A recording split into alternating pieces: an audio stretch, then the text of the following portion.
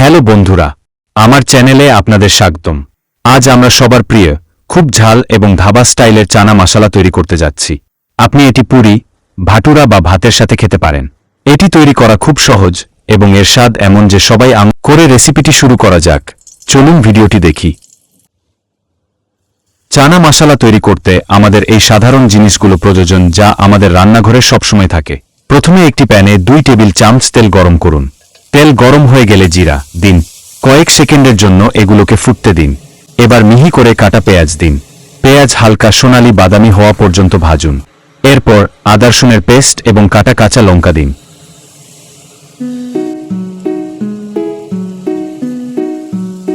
পেঁয়াজ ভালোভাবে ভাজা হয়ে গেলে এবার টমেটো পিউরি দিন। টমেটো দেওয়া হয়ে গেলে স্বাদমতো লবণ, হলুদ, লাল লঙ্কা গুঁড়ো এবং ধনে গুঁড়ো দিন। মশলা থেকে তেল বের হওয়া পর্যন্ত রান্না করুন।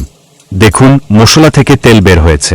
এবার আমরা সেদ্ধ ছোলা যোগ করব। এর সাথে আমরা 1 টেবিল চামচ ছোলা মশলার গুঁড়ো এবং সামান্য গরম মশলা যোগ করব।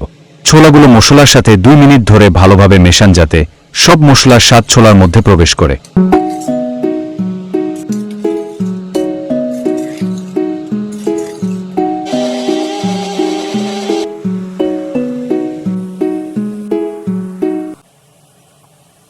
এখন সামান্য জল দিন।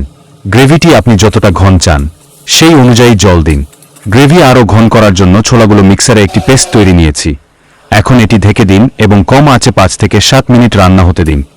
গন্ধটা অসাধারণ। সবশেষে মিহি করে কাটা ধনে পাতা যোগ করুন। আজকের রেসিপিটি যদি আপনাদের ভালো লেগে থাকে তাহলে ভিডিওটি লাইক করুন, বন্ধুদের সাথে শেয়ার করুন এবং চ্যানেলটি সাবস্ক্রাইব করতে ভুলবেন না। আপনাদের ছানা মশলা কেমন হয়েছে তা কমেন্টে অবশ্যই জানাবেন।